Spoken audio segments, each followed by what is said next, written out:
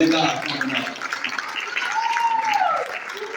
Hi y'all, how y'all doing? I say y'all and howdy, so I'm from that part of the country of Ohio.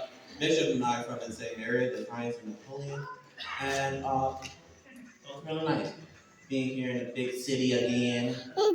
Bishop. Yeah, that's that. Okay. Today we're going to talk a little bit about gratitude. Now, when I'm thinking about gratitude, it comes to me about how we honor people, how we give back to them. So growing up, my dad's a Baptist preacher, and when people would come up to him, they introduce him for speaking engagement. They go, "It's the Reverend Dr. Raymond John Gaffney of Christ Missionary Baptist Church." I'm like, "Why are you giving him that long name for? For what? For 24 years, I'm just calling him Dad. I'm like, why are you giving him all this stuff? For what?" And he got other titles, President this, Secretary that. Too much. Too much. It's very simple with me. And I call pastor sometimes. I want to get his attention, okay? Because he's always on that phone. Yeah, that's a different story. Anyway, so I noticed that they were honoring him. They were appreciating him for coming up to speak and taking time out to go all across the country to do that. And then it got me thinking about moving down here to Ohio, to where Bishop and I are from. Is a different culture. I'm originally from Detroit area and suburbs in the black community. And when we talk about Dr. King, we always say the Reverend Dr. Martin Luther King Jr. And if we talk about that holiday he has, his birthday, he said the Reverend Dr. Martin Luther King Jr. Day. That's how we did it. That's what it was. So when I moved to Ohio into the rural community, everybody just kept calling him MLK. Well, why are you doing that? MLK. I'm like, for what? I never thought about why. But I realized it's because they have a different history with that guy. They have a different history. I appreciate him differently than someone else would from the rural community. Because my struggle is different, our struggle is different. It's different culture. It doesn't mean it's wrong. It just, we have something different that we're grateful for. And so that's a way that we can show gratitude to him, even though he's not here. And so when we're talking about gratitude, I looked up the definition, and online it says it's the quality of being thankful and a readiness to show appreciation for that and to return kindness. And there's different ways you can do that, different stages. I'm not going to get into all of that. But I do have a scripture up. I can't come up here and not know scripture now. This is Mark chapter 5. Thank you for being on the screen. I got my glasses. Mark chapter 5, verse 18 through 20. It says, I'm not reading that, it's too far.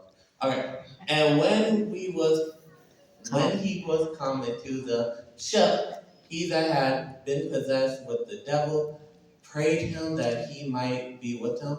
And that's one. Albeit Jesus suffered him not, but said to him, Go home to thy friends and tell them how great things the Lord hath done for thee and has had compassion on thee.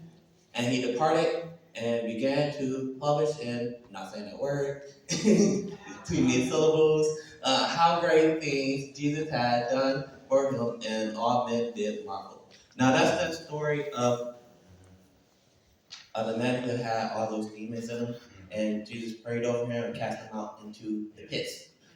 So why I'm bringing that up is because that guy, he felt so much gratitude towards Jesus. He wanted to show him appreciation. He wanted to follow him just like the disciples. But Jesus said, Go and tell everyone about what I just did and how I changed your life. And that is one of the things that we can do to show gratitude toward him. We as Christians should, he paid the price for us. He took our place. He died on the cross for us. He lived, he was bled, and all those things. And the least we can do is tell somebody about that, right? The least we can do is show somebody the love of God. We can serve in the church, serve others. So I think we got pastor appreciation. We did that. We said thank you. We give gifts. We do that for man. We can do that for God as well, right? And it's more than just lip service. Be active, be proactive. God's waking us up every morning. He's keeping us here every day. So we have reasons to be grateful for. And we have to be different from the world. We can show it's a lot of things to be down and negative about and be anxious about, worried, depressed. I can go through a list. I work in the mental health field. I can tell you, people have their stories. It's a lot. It can be very hard. But to keep myself uplifted, I have to look at every day and go, what are the pros of the day? What can I be happy for? And nothing else, I woke up today. I was on a call list. It didn't die for me. I made it another day. I can show that love of God sometime. Okay? I don't know. I didn't look at the timer before I started. So, I don't know when I started. I talked more than a minute and a half. All of the time left. Look, so